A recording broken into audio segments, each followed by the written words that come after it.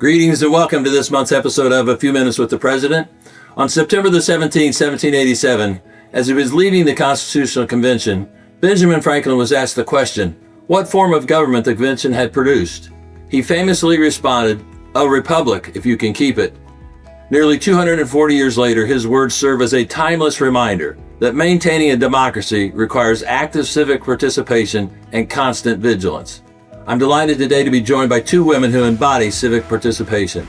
Senator Cindy Carrasco represents District 36, which is part of Roncalli High School where we reside. She took office in November of 2023 after the sudden death of Senator Jack Sandlin, as well as Representative Julie McGuire, who took office in November of 2022 and represents District 93, which again is a part of Roncalli High School's district. Thank you both for joining me this month.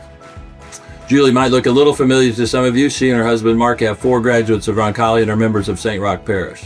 Somehow, some way, you guys both got into this political world. Can you tell us a little bit, how did the political bug bite you? How did you land into these roles? Well, I always loved politics. I was a political science major in college, but found myself raising my family in my early 20s. And then I spent 15 years working for Father Wilmot at St. Roch. So proud of my time there. He taught me so much, as you can imagine.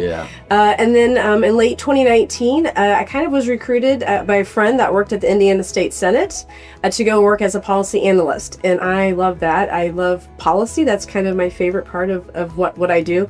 So I went and worked there for several years and got to become good friends with some of the state senators from Marion County, one of them being Jack Sandlin. He became kind of a mentor to me. And then in late 21, he called me and said, I think you need to run for the seat in House District 93. We need someone strong in policy. We need a strong leader here in the South Side. And he said, I think you should go for it. Nothing I ever thought about doing. I remember in 22 helping him at the polls, the year before that, helping him in the polls and saying, I would never do this in a million years.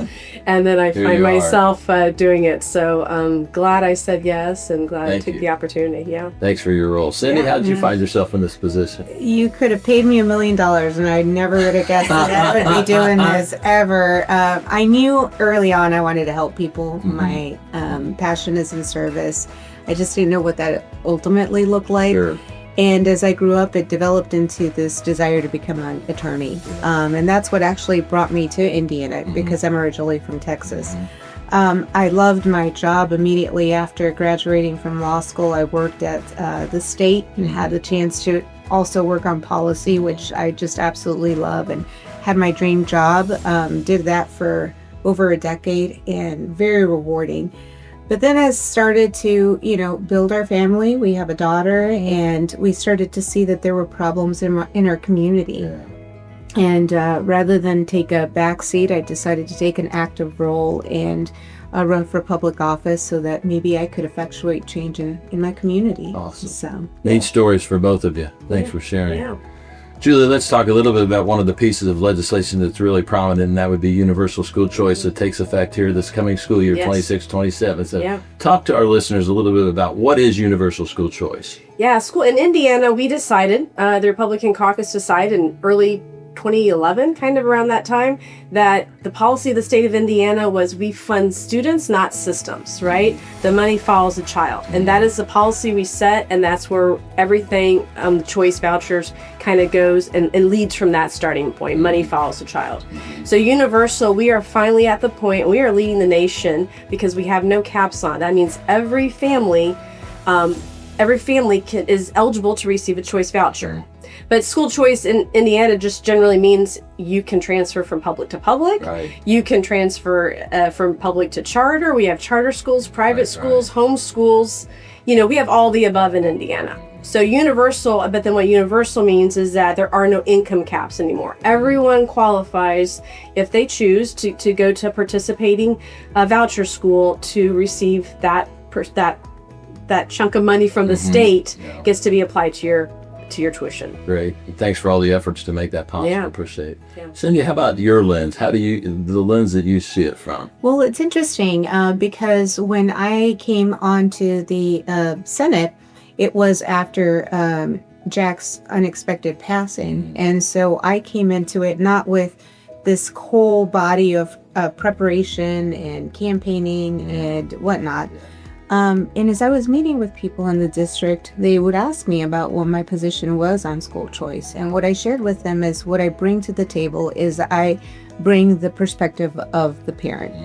I can tell them maybe not necessarily the policy decisions and the historical work that has been done in this space here in the state, but I can tell them that what was important for me as a mom for my daughter was making sure that I found a school that my daughter could connect with and thrive.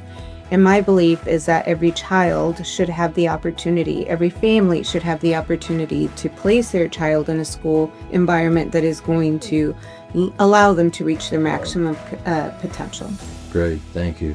It seems as if the whole school choice movement, obviously, which has been prominent here in our state for some time, seems to be continuing to grow nationwide. Right. Can you speak to that a little bit? Yeah, it is. It's really kind of making and breaking states, right? School choice is such a hot topic. Indiana, again, has been leading the way for over a decade, right? Or 2 decades now. But every state looks a little different how they do it, right? They've capped it at X million, or they've capped it at this many students, or they've done we are full on universal, no caps, no limitations on that. And so that's unique. And again, it's prioritizing families to choose what is best for their student. Right. My kids have been at private, charter, and public schools, right? Yeah. So, and that's what we want. We don't want every family has a right to choose that for their student. And how the state can help out with that. Again, we fund students, not systems. So when you go from that lens, that is a priority, and I think that's what we're doing a great job at. I think that whole mindset of money following the student is so important to hold on to, because there seems to always be a misperception that school choice is taking money away from public education, but that's not necessarily the case, correct? No, yeah, we raised, I think, 5% the last budget that public schools all got. They get increases every single year. I think school choice increases competition between schools. It makes you be better. You have to attract the students to your school, and we know that's better for everyone. Complacency, doesn't necessarily breed the best education. So, as the former principal, now president, but as former principal, I felt that need to be competitive in terms of the other schools, other private schools, other public schools, parochial schools. We have to be able to offer a product that parents and kids want. Right. So it's just so important that parents have the ability to make the decision that is best for their child. Right. And then to be able to have the financial support to do that. That's right. So can't thank the two of you enough, not just for your work on school choice, obviously, but for your work as public servants. It's just extremely appreciative. So thank you for the time, the talent, the treasure, everything you're contributing for our state and our city. Thank you for having me. Thanks for inviting us. Thank you. Proud to represent Roncalli down here in the South Side. Absolutely. Thank you very much, and good luck to you. Will you both be running in November? I won't. I just finished my election, but I'm up every 2 years. Okay. Yeah. So best of luck in November. Thank you so much.